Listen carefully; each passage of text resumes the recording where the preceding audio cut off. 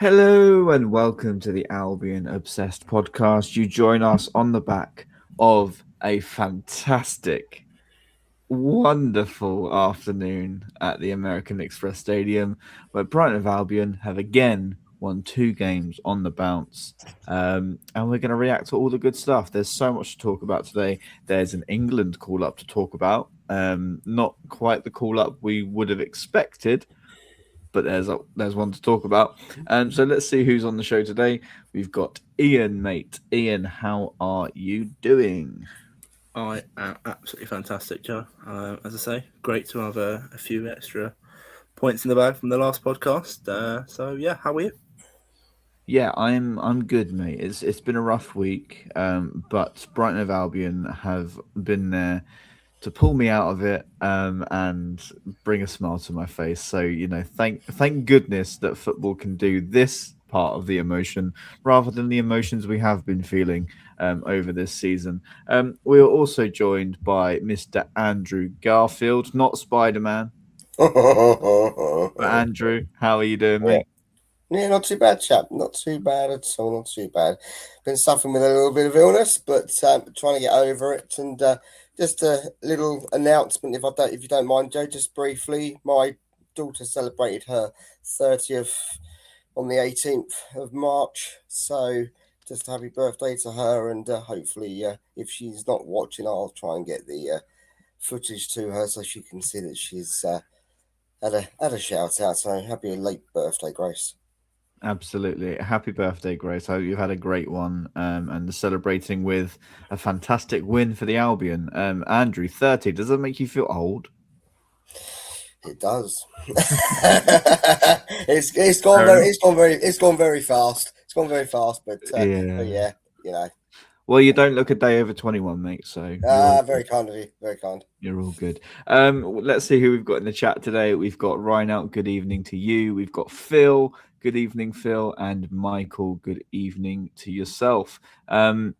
We are live tonight, so please get involved. Pop your comments below, pop your questions below, and we will get to them as we get to them. They're on the screen below Ian there, so yeah, feel free to get involved. Let's cast our minds back a little bit, guys, to Sunderland. Andrew, you went up there. What was the atmosphere like before the game? Was people feeling positive, even though we're coming off the back of a 1-0 defeat to Arsenal? To be honest, I think everybody. I think for me personally, I was optimistic, and it was kind of the Sunderland fans were very much like they were really really nice, and it's a lovely place. It's a lovely place to go. It's a lovely place for a football club to be, and all the Albion away fans, the ones that were in the ground, the team knew they were there, so that was the main thing. So yeah, Exactly. And you're tucked away up in that top bit there. Did yeah, that feel a little bit far away? yeah, Or not as high as you are up at Newcastle, but no, of course. you are tucked away up there, but yeah, you're not as high as Newcastle. So Fair enough. Sunderland fans watching this would very much enjoy your dig at Newcastle there, Andrew. They've just had a very good result. I'm friends with somebody from a Sunderland podcast. I messaged him after their game today, and it's safe to say he is absolutely buzzing with that. So yeah, fair play to them. They've had a great season. And as you say, Andrew, their fans just seem lovely as well. So Ian, what did you make of the game as a whole? Obviously, Minter's goal had a little bit of fortune about it, but you have to earn your luck, don't you? Yeah, absolutely. Similar to sort of Andrew, like I was quietly confident. I thought we could do the job, and luckily we did. Obviously, you just never know. It's a tough place to go, and there's a reason that they'd only lost. I think was it 2 at home that up until we played them. That doesn't go just through luck. So yeah, it was a very solid performance, I think, from everyone involved, from the defensive sides, the offensive. Minte's goal, as we say, was a little bit of a you definitely didn't mean it. But as Fabian did say, a goal is a goal, and he's earned that through plenty of hard work. So absolutely buzzing that he's got himself one. So yeah, it was nice to have Rocky in the background. No, nice to have the 3 points again. So yeah, exactly that. As they were saying on the Albion Unlocked videos, thank you very much, Yankuba Minter. Thank you very much. So, Andrew, what was the feeling like in the stadium? From how I was watching, the defensive performance was just something to really be proud of. I didn't actually feel worried that we were going to concede, weirdly. It just seemed like we were nullifying pretty much everything that Sunderland were trying to throw at us. What was the feeling like in the stadium?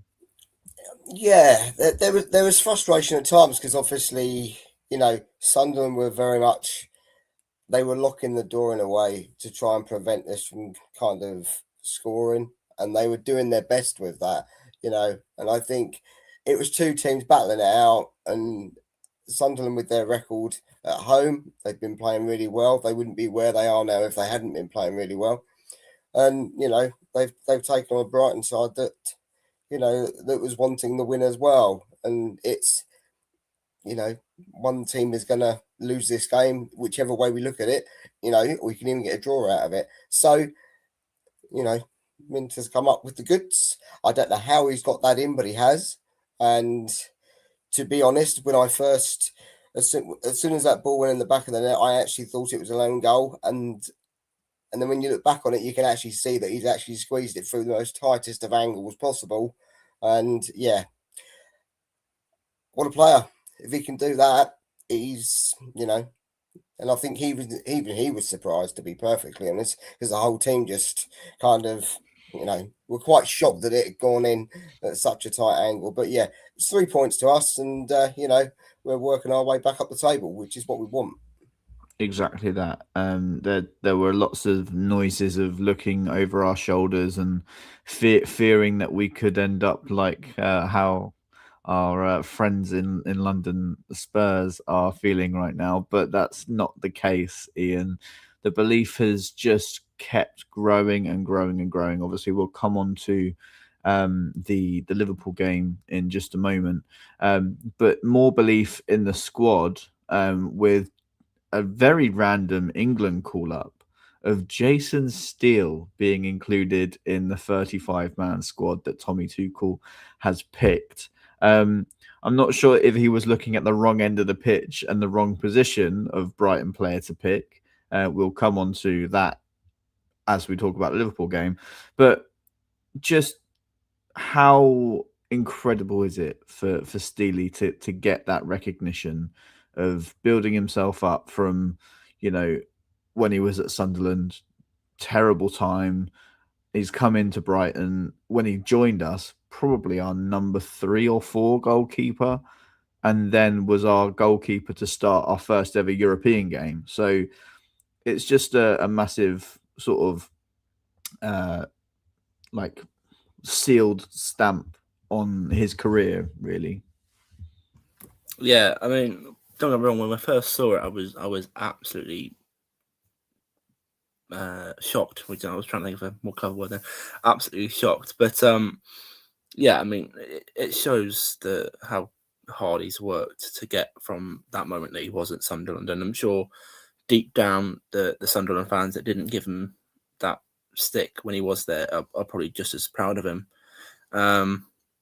It's a massive achievement to be called up to your country, no matter which country you represent. So it was nice that he's got that moment now and he gets to go away. I think he did say he actually had a holiday that he's actually now had to cancel, which is quite funny, bless him. But it's nice that he gets that, like that little bit of experience to go away with his country for the first time since probably 2012, I think, when he represented GB at the Olympics. And so yeah, and the nice man that he is, if you could give an England call up just for personalities, I'm sure he'd have about 50 caps already.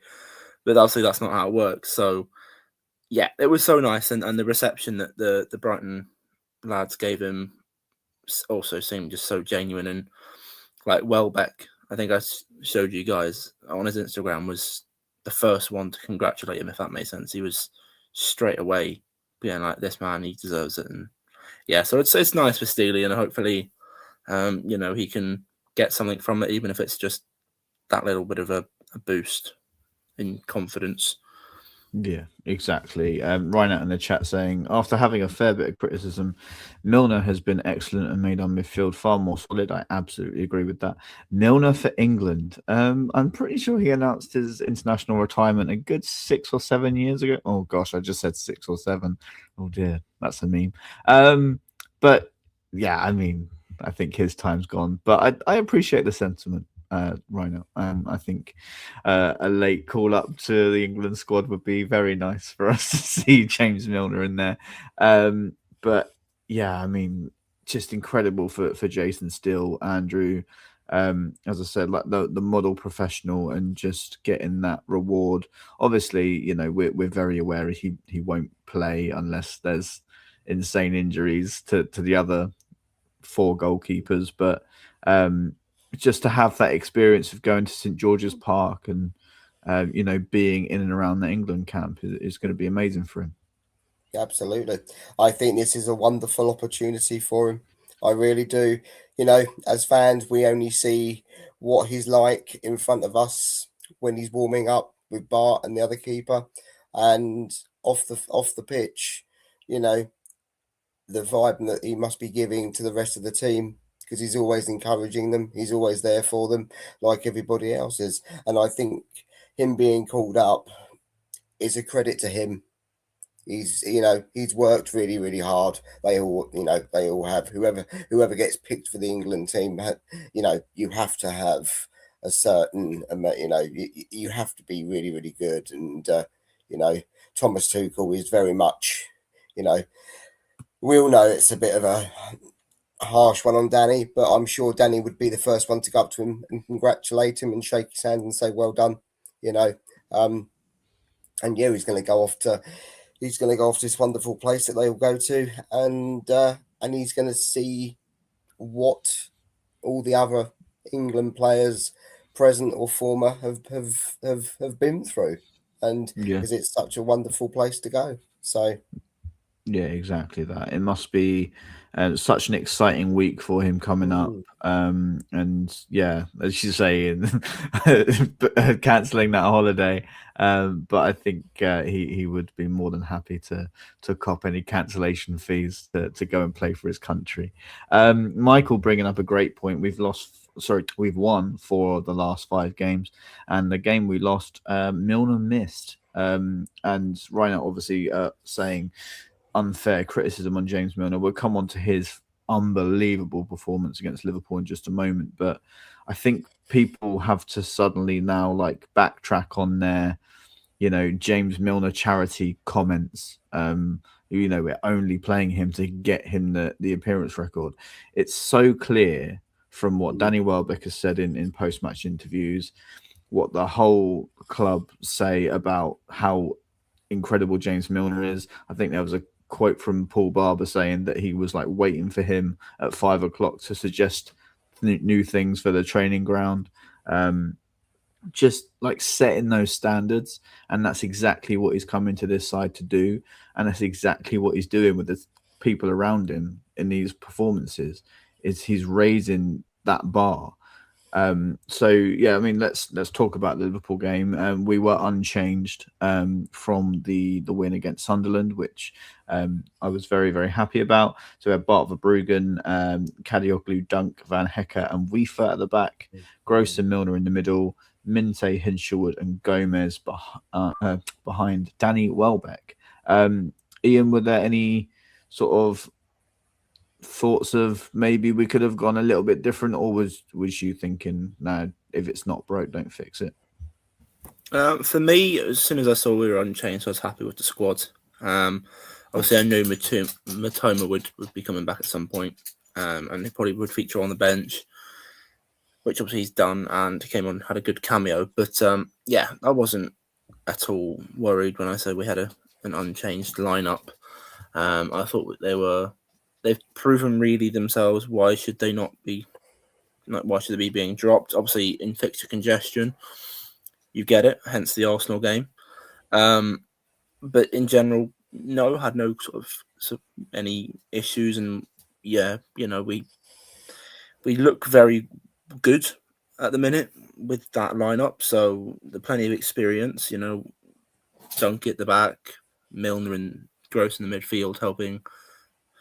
Hinchelwood sort of give him that little bit more freedom, which suits Hinchelwood, and then Welbeck being there to sort of just keep the boys calm up front. And if you need someone composed, that's who you have. So yeah, obviously it's not going to be our future-proof team, but at the same time, it's really, really good to show the standard that as a team Fabian clearly wants. And he says if you're on the bench, you're not a bench player, you're a game-changing player.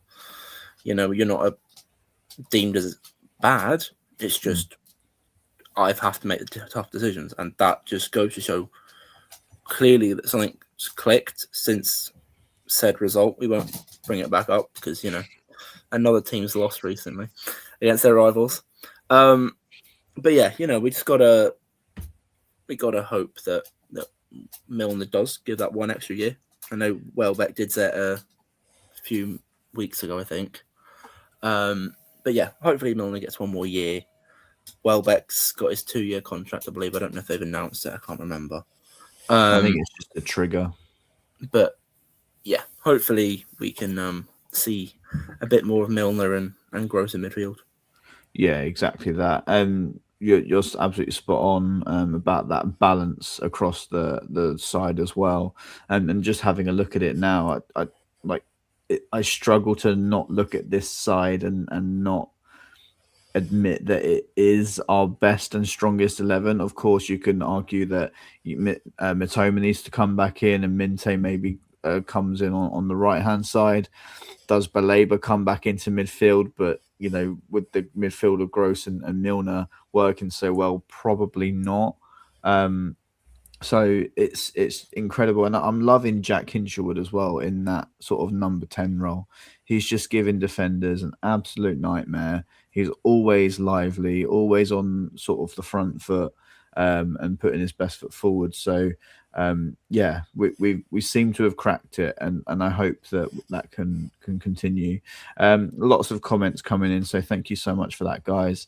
I don't know how to say that username, saying up the Albion from Norway, wearing the kit to work tomorrow. Absolutely. The full kit, that would be funny. Phil saying, what a terrible shame Arsenal lost today. I know. Oh, my heart bleeds for them. And Michael saying, having an unchanged lineup is a must. Joanna says, I heard them say on the commentary that it was the first unchanged lineup from Hertzler ever. I would like that fact checked. But I think he's gone unchanged before, after Brentford. I think it's yeah. Like this is the lineup that he's done it with, where he's being first changed. But I don't think it's his first unchanged, because I think we've been unchanged from Brentford to Forest or whatever it was. Yeah, Forest. Yeah, fair enough. Yeah, I think it's the same lineup. It's a shame we don't have Dagan here, because he would absolutely fact check that for us live. Reinhardt saying Gomez is another who's been slated a fair bit and has been great too. Absolutely. We'll come on to Gomez and his goal involvement. Phil saying Weifert and Ferdy, they've been solid recently. Absolutely. Joanna, I was repeating what they said. Well, blame the commentators, Joanna. Don't worry. There's no blame to you here. Andrew, I mean, looking at that lineup, as we've already mentioned the balance of it. Kadioglu and Weifert still coming in at fullback there. I thought they were absolutely fantastic and have been for a really good portion of this sort of back end of the season that we're going into. Do you enjoy Weifert at right back, or would you rather see him in midfield? If it's not going wrong, then why do we need to change it? He clearly has total faith in what he's putting out there. Yes, he is using some of the older parts of the team, but it's about knowing the game, and we've got such a fully fit squad apart from Webster being out on long-term injury. So there is a lot of competition within this side. And if he's finding, or he has found, the right 11 to be putting onto the pitch, then that's his call. And everybody will need to go with that, and everybody will need to back him on that. Now, whether he decides to change it further down the line, we've got a 2-week break now, and, it gives the players a chance to refresh, do what they need to do. There'll be a few going out on international duties, as we know. And then when they come back, we've got, our first game away is Burnley. So it gives us a chance to just, do a lot of stuff on the pitch and the training on the training ground, just to get, if there was anything that had gone wrong in that game, then I'm sure they will correct it. But I think they are pretty happy with the way that game's gone. Yeah, 100%. And you're right about us having to go with the decisions Fabian's making, and I think a lot of people need to swallow a few of their words that were said about him earlier on this season. Obviously, things were getting a little bit toxic amongst the fan base, but he's making these decisions. He's sticking to his principles. This team are clearly still playing for him. So I think we have to have that full faith in him now going forwards. He's trying to amend the emotional connection that he has with the fans as well, with the incredible reaction to the North Stand after the game, which we'll come on to a little bit more. But let's talk about the goals, Ian. It didn't take long for us to put Liverpool under pressure. The ball comes over to Diego Gomez, who heads the ball back across. And who else but Danny Welbeck to finish the chance. Incredible passage of play and fantastic from Diego. Really, really good. What did you think? Yeah, it was very sort of just a very easy goal in the sense it was clearly well rehearsed. I think, firstly, I hope actually Ekitike is okay, because it did look like a genuinely quite a serious injury. I know a lot of Liverpool fans got a little bit meh because they didn't see it properly, but I hope he is okay. But yeah, I thought our first goal, which means both goals were quite similar to a certain aspect, but yeah, it was a deep cross from Ferdy after the sort of throw in, and Gomez read that, headed it, and Welbeck stayed alive the whole time, and that shows the exact kind of number 9 he is, and another reason why he should be on a plane in the summertime, but we can get into that later on. So 100%, like, very, very good goal. And then I think the second one, it was closest to whether it was offside or not. Like he said in his interview, he got PTSD from Fulham. It's very similar in the sense of how close it was. But yeah, again, a lovely cross from Minte on the second one. And then again, Hinch read it, cushioned it over to Welbs, and Welbs just was able to do what he can do. So, yeah, 2 very nice goals. You could argue maybe a bit better defending from both of them, but at the same time, there's been times where we could argue the same thing, that we've had a goal conceded and it's poor defending. So I'm very happy with both the goals, and the fact that Fabian had that moment with the North Stand just made it that a little bit more of a good result. Exactly that. The defending is what it is. They're 2 of the world's best centre halves, and they can't track Gomez or Hinchelwood, so they can do one, to be honest. Andrew, you weren't at the game, unfortunately, but you were watching on TV. How did it look from there? Did it look like we were dominating? Because it certainly felt like that in the stadium.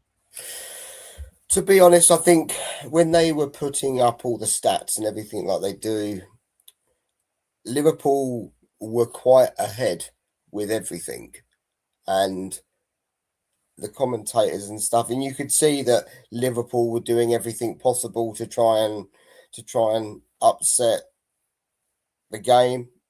But to be honest, that first goal was literally, I would say, probably about the only first opportunity we really had to attack their goal. And it's come, and the cross was fantastic. The header was absolutely brilliant. I don't know how he's managed to get it that high over everyone, and Welbeck getting on the end of it. That's just great play. That's just grateful.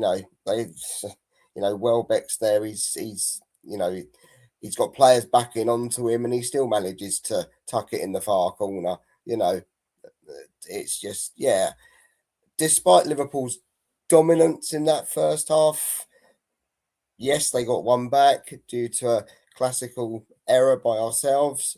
But apart from that whole second half, I think we were dominant throughout the whole of that second half, and we were well deserved of the win.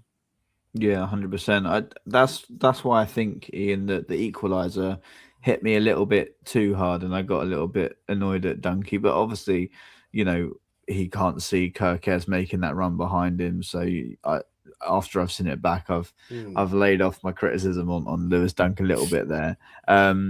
But after our first goal, we really did look like we were just controlling things, and obviously that's why Dunkey's had that confidence to go, yeah, I'll nod that back to Bart.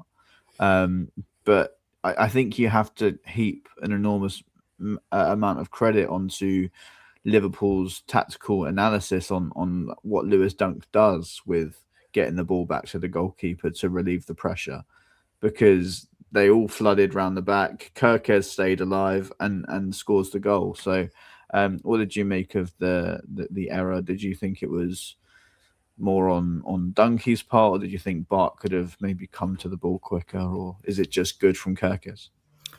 I think it's a bit of everything, really. Like, it was a slight mistake from Dunk. Maybe he misread where Bart was, and so maybe he thought, "Oh, I'll just quickly knock it back." He might have been slightly out, but at the same time, Bart could have maybe he didn't hear him or whatever. It's one of those. It's a very strange goal, and you probably can't really explain it in any other way.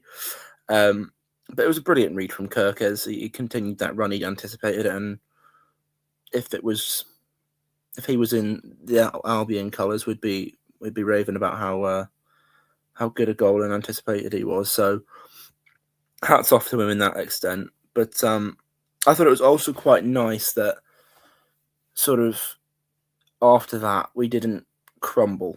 We continued to just go, no, we are up for this game, and the fans reciprocated it from what I could see. We were all up for it, and I know it's kind of a bit of a meme within Brighton and whatever because of Fabian and stuff, but there really is a sort of a togetherness at the minute, and it feels like the fans are playing their part home or away at the minute.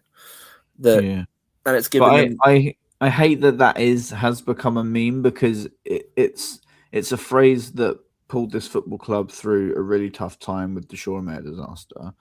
It's a phrase that pulled this club together to get promoted to the Premier League. It's a phrase that kept us in the Premier League, and is a phrase that most Brighton fans should hold really close to their heart. So when you've got a manager who is trying to epitomise the togetherness, it should be celebrated by the fans. Not, I know obviously things weren't going very well, and that's why people were starting to get pissed off with the togetherness comments from Fabian. But do you know what? They've stayed together, and now we're seeing the rewards for that. So it shouldn't be a meme. I also think it's quite nice in the sense of, like, you've listened to sort of JP, James Milner, Welbs all say, like, it's been there the whole time. Even in that rut, we never seemed to focus on anything on outside, and that was so nice to hear. And obviously, whether there was a slight doubt or not, we don't know. But it's nice that they have each other's backs. And I think it was just before Brentford when we got that way, when they had that little darts thing that they did together as a team, and it was nice. And then after was it Sunderland last week? They went out and there was a video of them in the pub or something singing. And again, some people might go, that's not right, but it's nice to see them all relax. They are still humans at the end of the day. Like, yes, they're professional athletes, and yes, they get paid thousands upon thousands of pounds a week, but they are still just like you and I. And it's nice that they have that. Just let's just enjoy it and be almost like a family. Which, again, does sound cringe, but it does give you that extra 1-2%, which is what we touched upon a few weeks ago. We said once those 1-2% go in our favour, we are an absolute force, and it's worth mentioning to stay with the manager because it can change literally like that. It clearly is a very family-orientated feeling amongst the players as well. I won't give too much away because obviously I don't want to say too much because the players were with their kids. But this morning I had Lewis Dunk and Jason Steele watching me coach a football match, under nines. So you know they're in around this community. They're putting back into the grassroots and coming to watch. Local Sussex clubs and be involved in that. And there's so many more players that are involved in stuff like that. Joel Veltman's very involved with the community. So it clearly is a philosophy that runs through this football club from top to bottom. And it shouldn't be taken lightly. So yeah, I think we're in a really good spot. Andrew, what do you make of obviously this upturn in form and you know now we're looking on and thinking what is possible this season? You know, like are you excited for the end of the season or are you sort of trying to remain calm and not get overly excited about what we could possibly achieve? No, well, the way to look at it is that we knew. I said some time ago, at some point this has got to change. We've got to turn this around, and we are now doing it. And we've got to keep level heads, and we've got to keep ourselves with our feet on the ground, because you never know with the Premier League itself, and you never know with your team what can happen each game. You know, there are going to be points in a game that are going to really, really frustrate you, and there are going to be points in the game where you're going to be loving it. And, you know, and it doesn't matter whether the team is leading, whether we are on a 0-0 scoreline at the time, there is always going to be something that this team will do that will bring the excitement to the game. And it, you know, whether you're at home, being at home is normally the advantage, because the home side get behind you, you are in front of your home fans, and you just want to do everything possible to make that game go really, really well. When you're away from home, the opposition, they want it to be better for themselves because they're in front of their own fans, and they want to do absolutely everything to wind you up, get under your skin, and do everything possible to make it a bad game. So from that point of view, yeah, we just got to keep backing Fabian as much as we possibly can, allow him to do his job. And clearly the chairman, chief executive, and the backroom staff are all behind him. And we've just got to, you know, we're in a position right now where we could be, hopefully we will carry this on and we will win the next few games, and we will be right in the mix of possibly something special again. And we've just got to really, really be patient. Yeah, exactly that. I mean, obviously, everyone says about us playing the teams lower down the table, and of course, the next two games are Burnley and Tottenham, who strangely Tottenham are finding themselves in a relegation battle, which just baffles me to no end. But it's not really much of a surprise based on how they were last season. But you'd always expect them to then next season push on, and they just haven't done so. So it's going to be interesting. But let's stay on the topic of the Liverpool game. There was some incredible standout performers, I thought, Ian. One standout performer I want to bring up is Yankuba Minte, who was giving Jeremy Frimpong the absolute worst possible afternoon if he tried. So, what did you make of Yankuba Minte's incredible performance? I think it sort of echoed how hard he's been working recently and on the bench, and he's not really throwing his toys out the pram when he has been there, and he's come against one of the fastest players in the Premier League, which he obviously equally is, but he's gone. No. Let's just show each other that this is my place, and you're my little clown in the circus, kind of thing. It's very much. It was a very mature performance from him, I think. Like, despite there not being like that anything to really show that, but I thought he really showed Frimpong the standard of wingers that you have to be in the Premier League. And it was just lovely to see that. He was just electric the whole time. He didn't stop running. And we know that that's one of his biggest things. It's not just his pace, it's his work rate. But yeah, it was just great to see that he did that. And he was unlucky in a way not to get a goal contribution himself because of how hard he worked. And I also thought, I know a lot of people hate on him, or I thought Vifa was solid at the back as well. 100%. It's hard to. Yes, okay, you could say we got a little bit lucky with the fact that there was no Alisson or Salah, and they are big misses. But I thought Vifa did exactly what he had to do. I mean, he was like, "No, I'm not allowing you much." They are big misses, but they Szoboszlai, Florin Wirtz, Ekitike, I know he came off injured, Cody Gakpo, Alexis McAllister, Virgil van Dijk. Like this was a very, very, very strong Liverpool side. Not to mention that you can, like, Szoboszlai's been absolutely. I mean, I think he's been one of the best Premier League players this year. I think anytime I seem to watch Liverpool, he just always seems to be tearing people apart. So yeah, I didn't really hear much from him or see much from him in highlights, and I think that again shows how good our overall performance was, because I think when I saw that Salah and, well, primarily Salah because obviously outfield threat, but when I saw that he wasn't there, I thought, well, we still have Szoboszlai, and he is very mustard. But we didn't really allow any of that. So fair play to absolutely everyone. But yeah, I thought Minte, Gomez, Vifa, third, literally everyone was so good yesterday. It felt a proper team or spirited performance. Now, Andrew, I want to talk about two players who it's become the norm for them to put in 9 out of 10 performances, I think, this season. So maybe they don't get the mentions that they absolutely deserve. But it is our Dutch duo at the back, Bart Verbruggen and Jan-Paul van Hecke.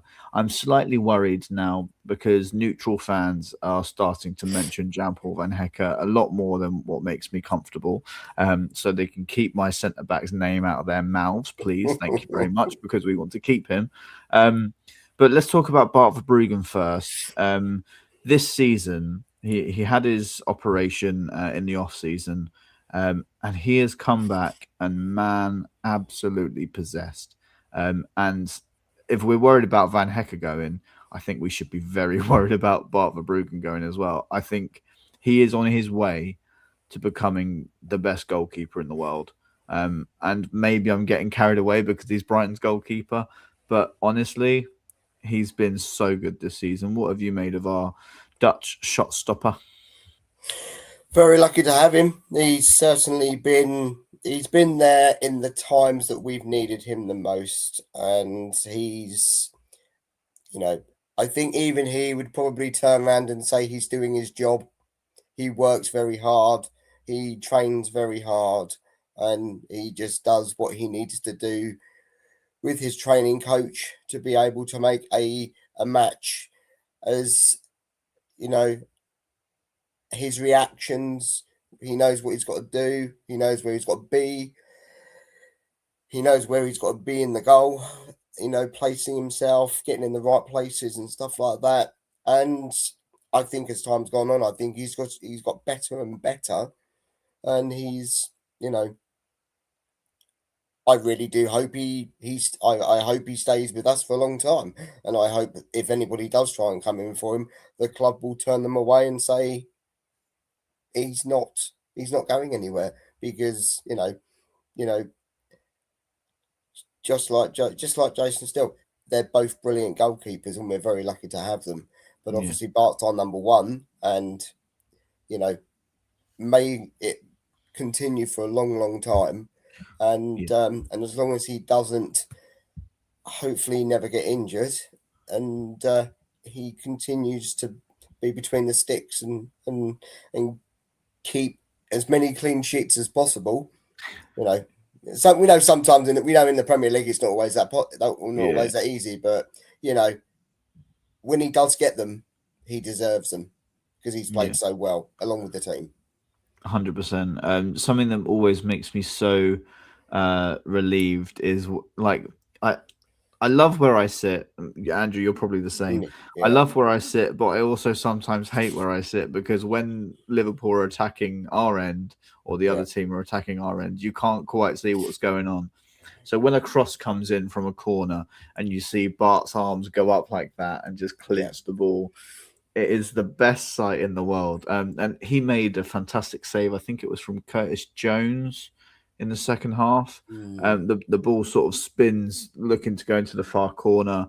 Bart gets down really quickly, really strong wrist, and pushes that ball away from danger. And I don't think people quite realize how hard that is to do, to not only get your wrist behind that ball, but also to make sure you're parrying it somewhere where it's not going to be followed up by a Liverpool striker to just pop it into an empty net. So the work that he has put in, and the work that our goalkeeping coaches have put in, has just been absolutely fantastic to watch. And long may it continue. He's got age on his side as well. He's a very young goalkeeper.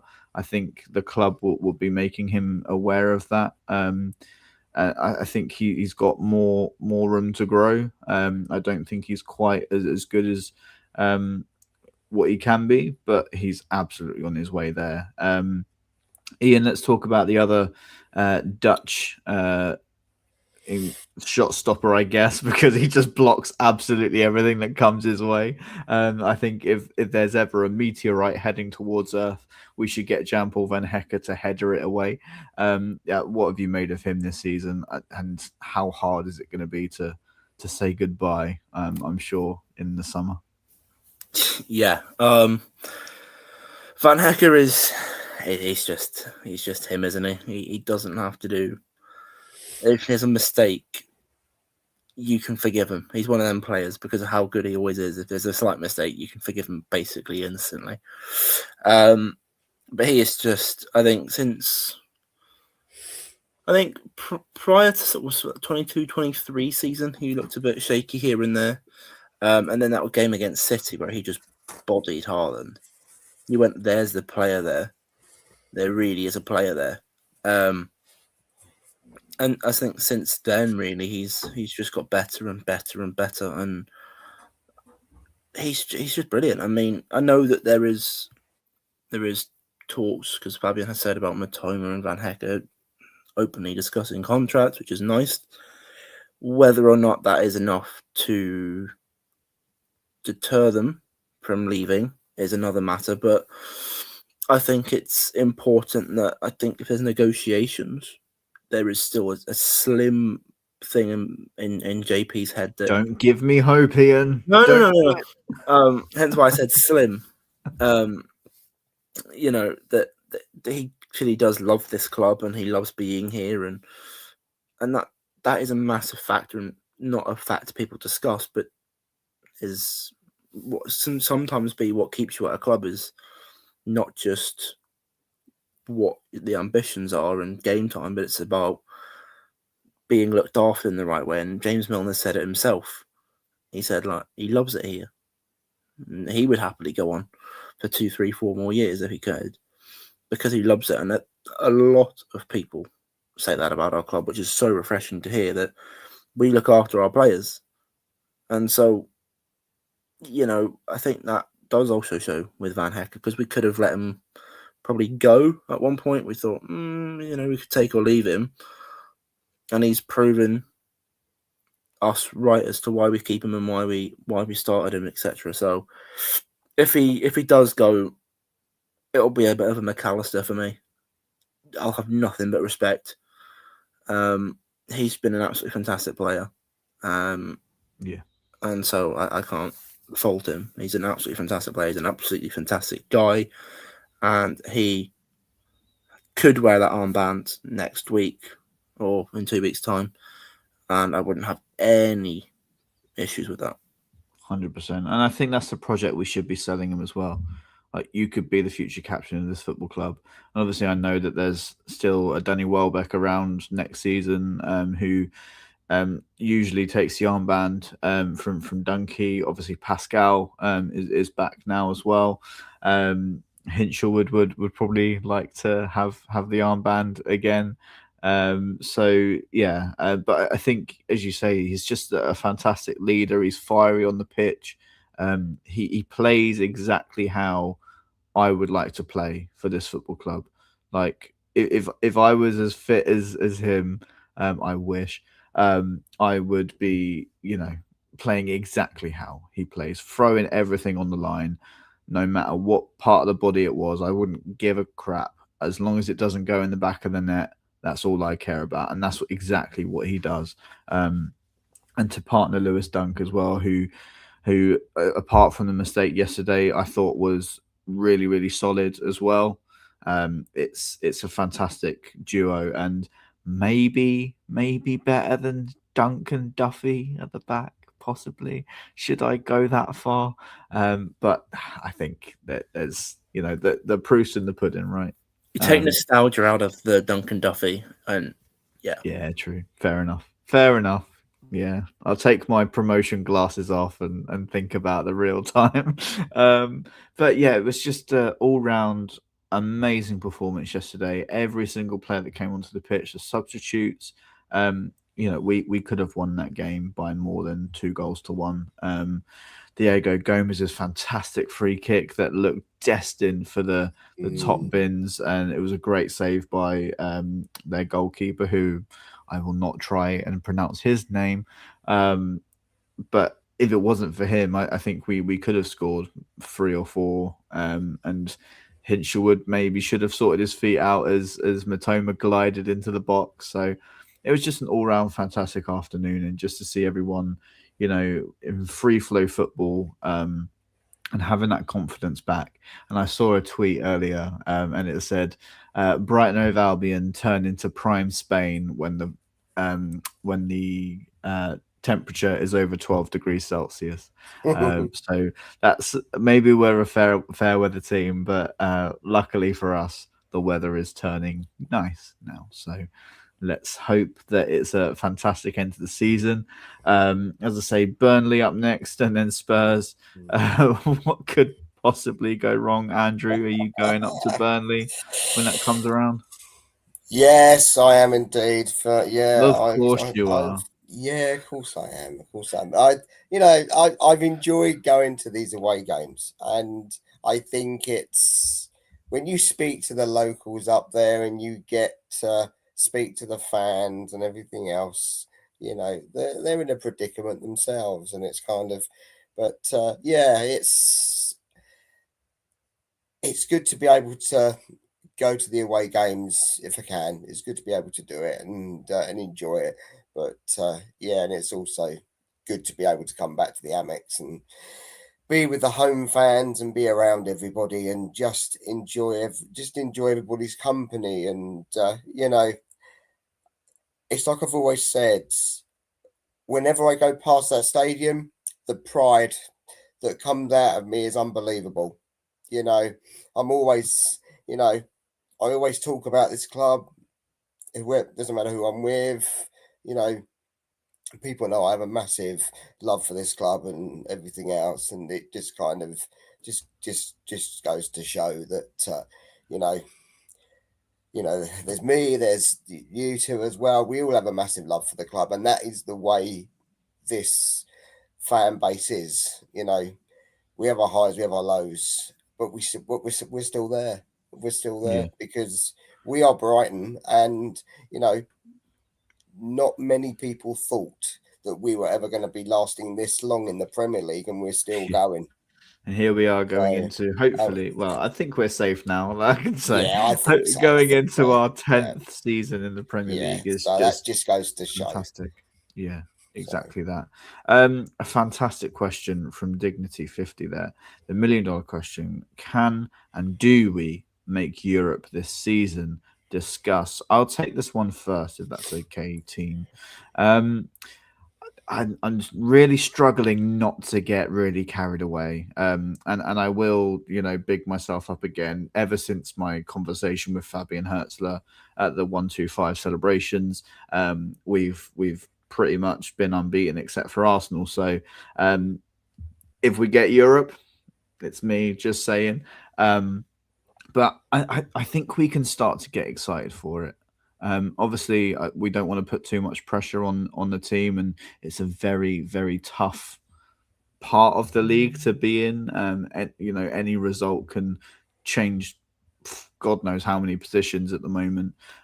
So we have to keep plugging away. We have to, really make a statement and go to Burnley and show that we're a team fighting for Europe.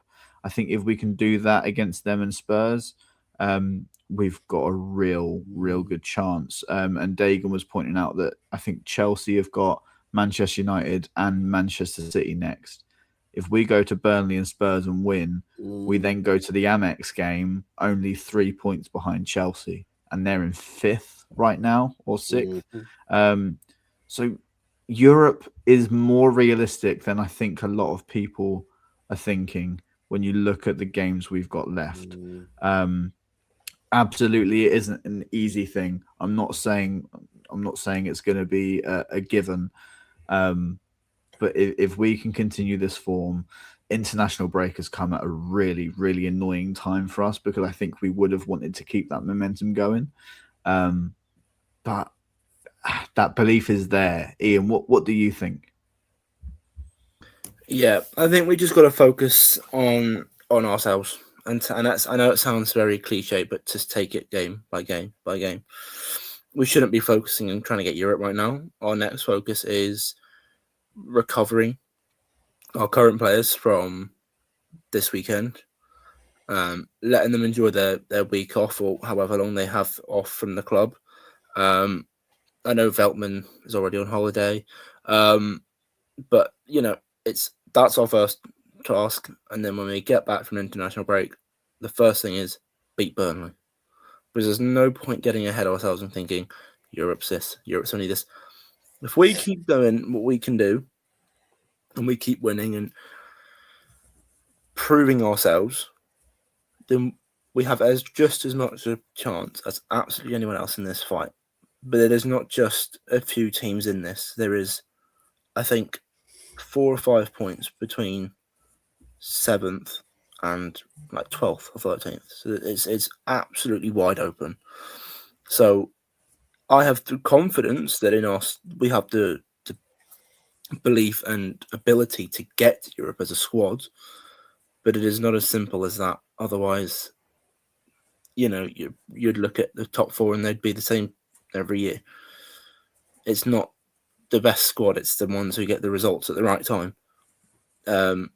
So, I'm just wanting us to just get it game by game by game, and just hope if we do get Europe, we get it. It's fantastic. If we don't, we go again. Every team wants to get Europe in the league, unless you're newly promoted. You want to be pushing for that top 10 / Europe spots. But then, even then, Sunderland, the start that they've had, 100, yeah, those expectations change mid-season, and you're like, oh shit, actually, we could get Europe. Yeah, and that's another thing that you've got to people. If we don't get Europe, I know people go, oh, see, it was that bad run, it was that bad run. And it's not necessarily, because then you can say, well, but we weren't even in the conversation at that point. It's a long season and it's a marathon, not a sprint. And at the end of the day, we've just got to keep going and be as one again, and Fabian did touch upon it in recent press conferences. If we're at home, make as much noise as you physically can. It will help massively when you're away from home. I've seen us both, and Andrew, you can hop in on this. I always feel like on an away day, we just feel. Up until recently, we've always been more up for it away from home in a way than we are at home sometimes, and it's like we need that to translate. If we can bring, I think it was 5,000. I think we had at the cup game against Arsenal at the start of the season, and we made. I didn't think that Arsenal were that loud that game, but even Villa more recently, we were loud against Villa. If we can take that proportion of noise and translate it into 32,000 at the Amex, we can make that a real tough place to go. Yeah, and I've seen it and heard Sheffield Wednesday, Chelsea. You know, those games live so far up in my memory. Roma, Marseille. Exactly. You know, we can make that stadium a cauldron of noise. And I know people maybe, get annoyed about the design of it sometimes, that the noise escapes and people start songs at different times. But there's so much proof that when we start believing in something and get behind the team, we can make that a real horrid place for other teams to come. It's as much as our job as it is the players. We've got to. The players can do what they can do on the pitch, but we have to control the noise and make our home deafening to come to. Exactly that. And it starts with Mr. Andrew Garfield in the front row, conducting the whole North Stand as he usually does. Wow, what's your thoughts, Andrew? Are you getting carried away thinking about Europe, or are you much the same as Ian, just game by game? As much as I look at that table every time we get a win and every time we put those 3 points on the board, I think we're in a far much better place than what we were many games ago. And you have to take it game by game because anything can change. And we just have to, as soon as that win comes along, we celebrate it like we've just won the FA Cup, because at the end of the day, every win is precious and every 3 points we get are precious. And the closer we get to where we want to be as a club is precious. And I think we just need to take it, as the players always say, one game at a time. When it gets to the point that we know that we've achieved our goal as a team, then we can get excited. Up until that point, we stay level-headed and we celebrate every win that we get. Okay, if we get any we get draws, we still celebrate them because we haven't lost the game.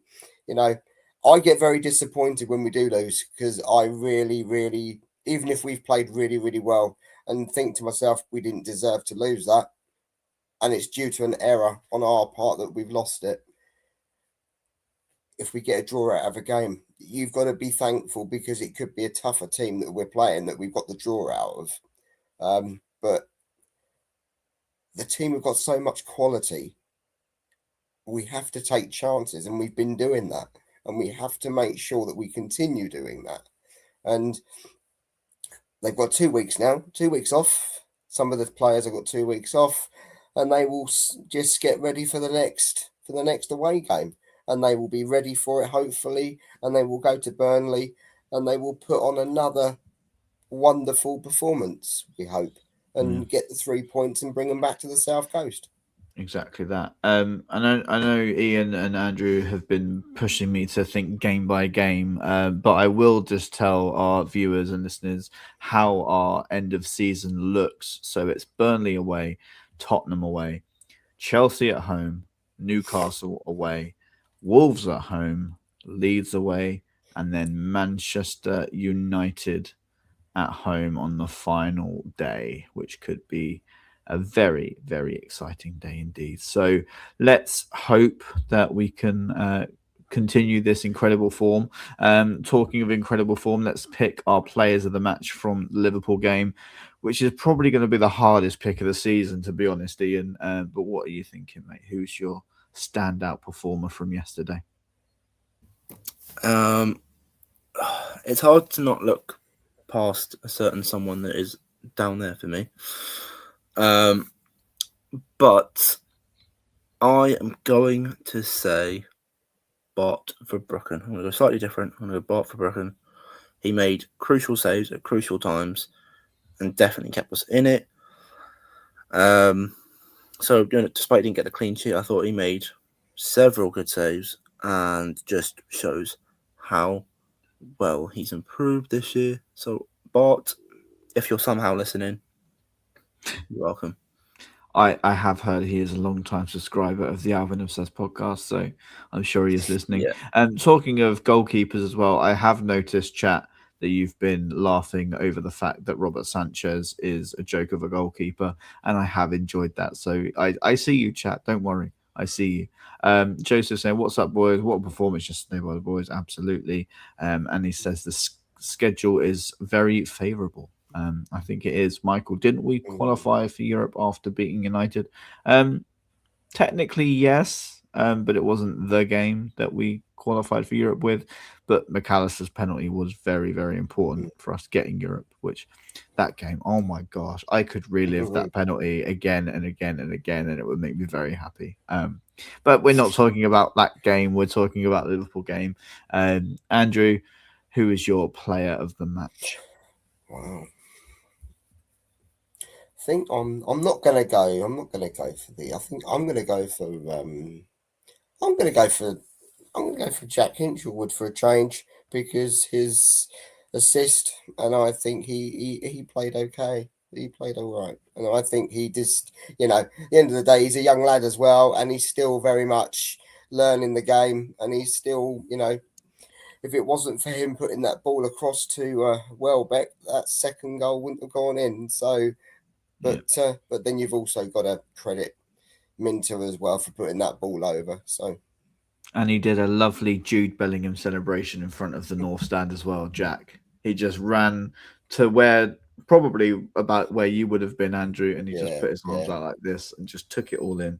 And it was fantastic to watch. But yeah, I think it was weird because when that goal went in, everyone was like celebrating kind of because we thought, oh shit, it could be offside.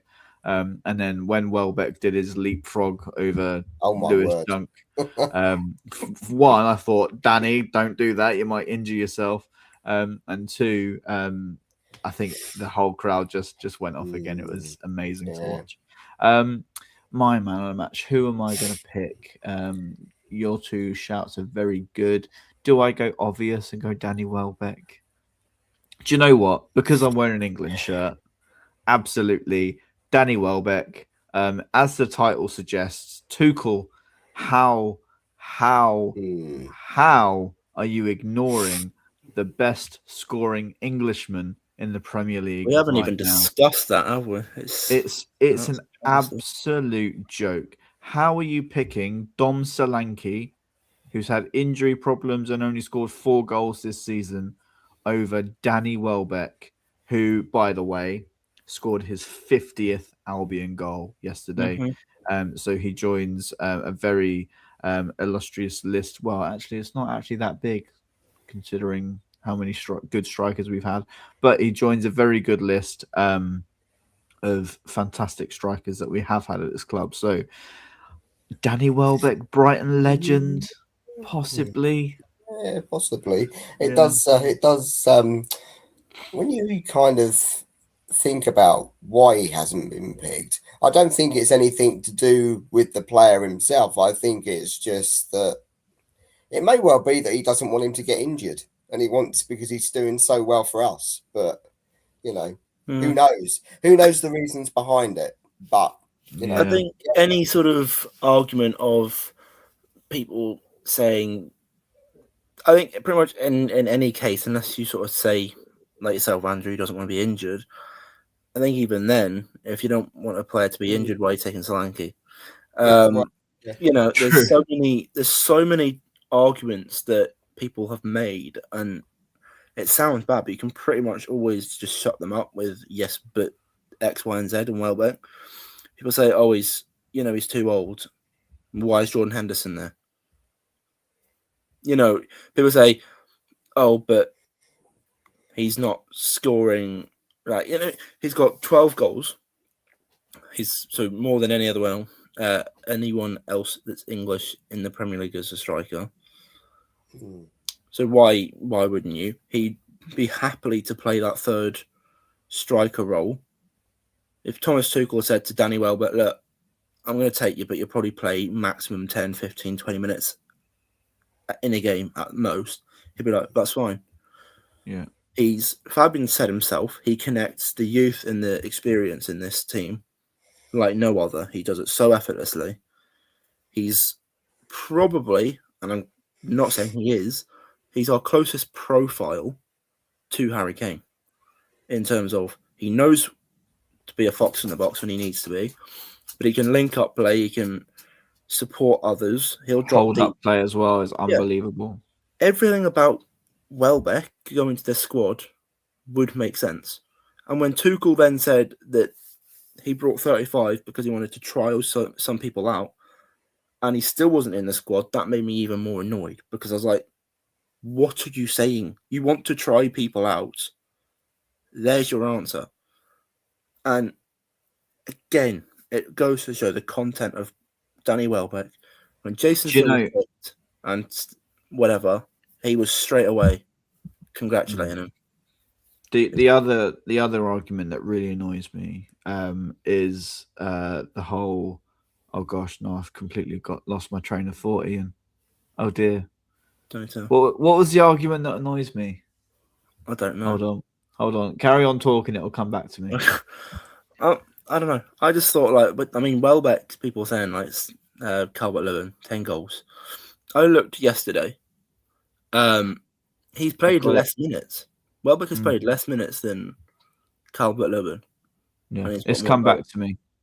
So the argument I have, right, is people go, oh, well, he's not picked Welbeck because he's thinking about the future of England. He wants to bring in players to have the experience. And, we haven't got many strikers to take over from Harry Kane. So you probably want, if Harry Kane's going to retire in God knows how many years, to bring younger profiles in. Calvert-Lewin isn't a young profile. Solanke isn't overly young either.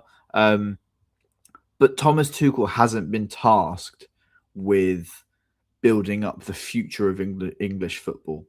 Thomas Tuchel has been tasked with, you go to America and you win England this World Cup.